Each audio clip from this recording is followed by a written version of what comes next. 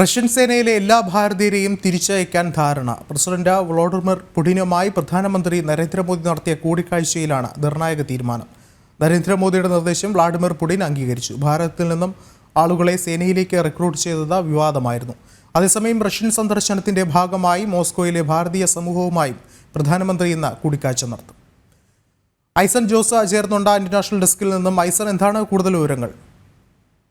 വിഷ്ണു, തീർച്ചയായും ഏറെ പ്രാധാന്യമർഹിക്കുന്നൊരു വിഷയം എന്ന് പറയുന്നത് ഭാരതത്തെ സംബന്ധിച്ചിടത്തോളം ഏറെ പ്രാധാന്യമർഹിക്കുന്നൊരു വിഷയം ഈ കൂടിക്കാഴ്ചയിൽ ഉയർന്നു വന്നത് 30 മുതൽ 40 വരെ ഭാരതീയർ റഷ്യയിലെ സൈന്യത്തിൽ ജോലി ചെയ്യുന്നു, റഷ്യൻ സൈന്യത്തിൽ ജോലി ചെയ്യുന്നു. ആ റഷ്യൻ സൈന്യത്തിൽ ജോലി ചെയ്യുന്നവർ യുക്രൈനുമായുള്ള യുദ്ധത്തിൽ പങ്കെടുത്തിരിക്കുന്നു. 1-2 പേരുടെ മരണം പോലും റിപ്പോർട്ട് ചെയ്തു എന്നാണ് ഈ വാർത്തകളിലെല്ലാം തന്നെ വിശദമാകുന്നത്. എന്നാൽ എത്ര പേർ അവിടെ ഉണ്ട് എന്ന് സംബന്ധിച്ച വ്യക്തത ഇത്തരത്തിലുള്ള പ്രശ്നങ്ങളെല്ലാം ഉണ്ടായിരുന്നു. ഈ പ്രശ്നം കൃത്യമായി അഭിസംബോധന ചെയ്യുമെന്ന കൃത്യമായൊരു നിലപാട് വിദേശകാര്യമന്ത്രി എസ് ജയശങ്കർ ഇന്നലെ കൃത്യമായി പറയുകയും ചെയ്തു. ഇതിൻ്റെ കൂടി പശ്ചാത്തലത്തിലാണ് പ്രധാനമന്ത്രി ഇന്നലെ നടന്ന ഡിന്നറിൽ, അതായത് വ്ളാഡിമിർ പുടിനുമായി നടന്ന അദ്ദേഹത്തിൻ്റെ വീട്ടിൽ നടന്ന കൂടിക്കാഴ്ചയിൽ ഇക്കാര്യം കൃത്യമായി ഉന്നയിക്കുകയും അവരെ മുഴുവൻ ഡിസ്ചാർജ് ചെയ്യുന്നതിന്, സൈന്യത്തിൽ നിന്നും വിടുതൽ നൽകുന്നതിനുള്ള നീക്കങ്ങൾ കൈക്കൊള്ളുമെന്ന് വ്ളാഡിമിർ പുടിൻ പ്രധാനമന്ത്രിക്ക് ഉറപ്പ് നൽകുകയും ചെയ്തിരിക്കുന്നു. ഭാരതത്തെ സംബന്ധിച്ചിടത്തോളം ഏറ്റവും തന്ത്രപ്രധാനവും ഏറെ ഗൗരവതരവുമായ ഒരു നയതന്ത്ര നീക്കത്തിലൂടെ നടന്ന ഈ ചർച്ചകൾക്ക് ഏറെ പ്രാധാന്യവുമുണ്ട്. അതിൻ്റെ ഫലപ്രാപ്തിയിലെത്തിയിരിക്കുന്നു എന്നത് മോസ്കോ സന്ദർശനത്തിൻ്റെ ആദ്യഘട്ടത്തിൽ തന്നെ, അല്ലെങ്കിൽ ആദ്യം അവിടെ എത്തിയ ഔപചാരിക സ്വീകരണം നേടിയതിന് ശേഷം, അല്ലെങ്കിൽ ഔപചാരിക സ്വീകരണത്തിന് ശേഷം നടക്കുന്ന ആദ്യ ചടങ്ങിൽ തന്നെ, അല്ലെങ്കിൽ ആദ്യ ചർച്ചയിൽ തന്നെ ഇത്തരത്തിലൊരു നയതന്ത്ര മുന്നേറ്റം ഭാരതത്തിന് ഉണ്ടാക്കാൻ സാധിച്ചു എന്നത് ഇരു രാജ്യങ്ങളും തമ്മിലുള്ള ആ ഒരു ശക്തമായ ബന്ധത്തിൻ്റെ തെളിവായി തന്നെ കണക്കാക്കപ്പെടുന്നു. മറ്റൊരു പ്രധാന വിഷയം ഈ യുക്രൈൻ യുദ്ധവുമായി ബന്ധപ്പെട്ട് ഇന്ന് മാത്യു മില്ലറുടെ ഭാഗത്തു നിന്നെല്ലാം തന്നെ ചില നിലപാടുകളുണ്ടായിരുന്നു. അതായത് UN ചാർട്ടറിനെ അംഗീകരിക്കണം റഷ്യ എന്നൊരു നിലപാട് അമേരിക്കയ്ക്കുണ്ട്. ആ അമേരിക്കയുടെ നിലപാട് റഷ്യയെ കുറെ കൂടി ബോധ്യപ്പെടുത്താൻ ഭാരതത്തിൻ്റെ പ്രധാനമന്ത്രിക്കാവുമെന്ന പ്രതീക്ഷയാണ് അമേരിക്ക ഇപ്പോൾ പങ്കുവച്ചിരിക്കുന്നത്. ഇക്കാര്യത്തിൽ UN ചാർട്ടറിനനുസരിച്ച് പ്രവർത്തിക്കണം. ആ UN ചാർട്ടറിനനുസരിച്ചുള്ള പ്രവർത്തനം റഷ്യയുടെ ഭാഗത്തു നിന്നുണ്ടാകുന്നതിന് ഒരു പരിധിവരെ ഒരു മധ്യസ്ഥ ശ്രമം ഭാരതത്തിൻ്റെ ഭാഗത്തു നിന്നുണ്ടാകണം എന്ന സൂചന തന്നെയാണ് നൽകുന്നതെങ്കിലും ഇക്കാര്യത്തിൽ വ്യക്തമായൊരു നിലപാട് അമേരിക്ക പറഞ്ഞിട്ടില്ല എങ്കിൽ കൂടി അത്തരത്തിലൊരു സൂചന തന്നെയാണ് നൽകുന്നത്. ഹംഗറിയൻ പ്രധാനമന്ത്രി വിക്ടർ ഓർബാൻ പറഞ്ഞതുപോലെ, അല്ലെങ്കിൽ ഇടപെട്ടതുപോലെ ഒരു ഇടപെടൽ ആവശ്യമുണ്ട് എന്ന് അവർ കൃത്യമായി മാത്യു മില്ലർ പറയുകയും ചെയ്തിട്ടുണ്ട്. അതുകൊണ്ട് തന്നെ അന്താരാഷ്ട്ര പ്രശ്നമായ, അതായത് യുക്രൈൻ യുദ്ധം എന്ന ഒരു അന്താരാഷ്ട്ര പ്രശ്നത്തിൽ കാര്യക്ഷമമായ ഇടപെടൽ ഉണ്ടാകും, ആ വിഷയങ്ങൾ ഉന്നയിക്കപ്പെടും ചർച്ചയിലെന്ന് റഷ്യയിലെ ഇന്ത്യൻ അംബാസിഡർ വിനയ് കുമാർ പറയുകയും ചെയ്തിരുന്നു. ഇത്തരത്തിലുള്ള ചർച്ചകൾ, അതായത് അന്താരാഷ്ട്ര വിഷയങ്ങളിൽ ഉള്ള വലിയൊരു ഇടപെടൽ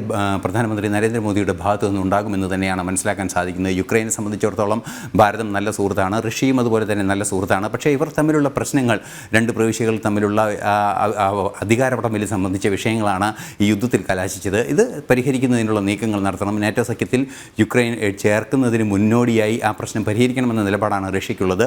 ഈ വിഷയത്തിലെല്ലാം തന്നെ ഒരു സമവായം ഉണ്ടാക്കാനുള്ളൊരു നീക്കം പ്രധാനമന്ത്രിയുടെ ഭാഗത്തു നിന്നുണ്ടാവുകയാണെങ്കിൽ ലോകഗുരു അല്ലെങ്കിൽ വിശ്വഗുരു എന്ന ആ പദവിയിലേക്ക് ഭാരതം സഞ്ചരിക്കുന്നതിൻ്റെ ഏറ്റവും തന്ത്രപ്രധാനമായ ഘട്ടമായി അത് മാറുകയും ചെയ്യും. നരേന്ദ്രമോദി എന്ന ഒരു അന്താരാഷ്ട്ര നയതന്ത്ര വൈദഗ്ധ്യം ശ്രദ്ധിച്ച ഒരു പ്രധാനമന്ത്രി എന്ന രീതിയിൽ അദ്ദേഹത്തിൻ്റെ പ്രവർത്തനത്തിലെ ഏറ്റവും വലിയൊരു നേട്ടം കൂടിയാകും ആ കാര്യം എന്ന കാര്യത്തിലും തർക്കമില്ല. ഇനി തുടർന്ന് അങ്ങോട്ട് നിരവധി ചർച്ചകൾ നടക്കാനിരിക്കുന്നുണ്ട്. നമുക്കറിയാം, റഷ്യൻ ഫെഡറേഷൻ സമ്മേളനത്തിൽ പങ്കെടുക്കും. ആ റഷ്യൻ ഫെഡറേഷൻ സമ്മേളനത്തിൻ്റെ 22ാം യോഗത്തിൽ പങ്കെടുക്കുന്നതിനായുള്ള സ്റ്റേറ്റ് വിസിറ്റ് നമുക്കറിയാവുന്നതാണ്. ആ രാജ്യത്തെ പ്രധാന അധികാരി, പ്രസിഡന്റോ പ്രധാനമന്ത്രിയോ ക്ഷണിച്ചതിനനുസരിച്ച് ഒരു രാജ്യത്തിൻ്റെ ഉന്നതാധികാരി അവിടെ എത്തുന്നതിനാണ് നയതന്ത്ര തലത്തിൽ സ്റ്റേറ്റ് വിസിറ്റ് എന്ന് പറയുന്നത്. സ്വാഭാവികമായും റഷ്യയിൽ ഇപ്പോൾ പ്രധാനമന്ത്രി നടത്തിക്കൊണ്ടിരിക്കുന്നത് ഒരു സ്റ്റേറ്റ് വിസിറ്റാണ്. ഈ സ്റ്റേറ്റ് വിസിറ്റിൻ്റെ ഭാഗമായി നിരവധി ചർച്ചകൾ നടക്കുന്നുണ്ട്. അതിട്ട് വാണിജ്യരംഗം, അതുപോലെ തന്നെ സൈനിക സഹകരണത്തിലായിരിക്കും വലിയൊരു മുന്നേറ്റം ഉണ്ടാവുക എന്നാണ് മനസ്സിലാക്കാൻ സാധിക്കുന്നത്. കാരണം സൈന്യത്തിൻ്റെ ഉപയോഗിക്കുന്ന നിരവധി ആയുധങ്ങളും അതുപോലെ തന്നെ മിഗ് ഉൾപ്പെടെയുള്ള വൻ വിമാനങ്ങളെല്ലാം തന്നെ, അല്ലെങ്കിൽ അതിനുള്ള ബേസ് സംവിധാനങ്ങളെല്ലാം തന്നെ റഷ്യയിൽ നിന്നാണ് ഭാരതം നേടിയത്. ഇത് കാലങ്ങളായുള്ളൊരു ബന്ധം റഷ്യയുമായി ഈ സഹകരണത്തിലുണ്ട്. ഈ രംഗത്ത് കുറെ കൂടി കാര്യക്ഷമമായ ഇടപെടൽ നടത്തുന്നതിന് നമുക്കറിയാവുന്നതാണ്, റഷ്യ ചിത്രിച്ച, അതായത് USSRൻ്റെ ഛിദ്രത്തിന് ശേഷം പല വിമാന ഘടകങ്ങളും കിട്ടാൻ ബുദ്ധിമുട്ടായ ഒരു സാഹചര്യം ഉണ്ടായിരുന്നു. ഇതിലൊക്കെ വലിയ സാങ്കേതിക പ്രശ്നങ്ങൾ ഉണ്ടാകുന്നൊരു അവസ്ഥയുണ്ടായിരുന്നു. അതിനെല്ലാം തന്നെ പരിഹാരമാകുന്ന നീക്കങ്ങളും ഉണ്ടാകും. ഭാരതത്തിൽ അവ ഉൽപ്പാദിപ്പിക്കുന്നതിനുള്ള ധാരണ ഉണ്ടാകുമെന്നാണ് മനസ്സിലാക്കുന്നത്. വിഷ്ണു, തന്നെയാണ് നിർണായകമായ പ്രഖ്യാപനങ്ങൾ ഇനിയും ഉണ്ടാകാനുള്ളൊരു സാധ്യത കൂടി നിലനിൽക്കുന്നുണ്ട്. ഐസൻ ജോസാണ് വിവരങ്ങൾ നൽകിയത്.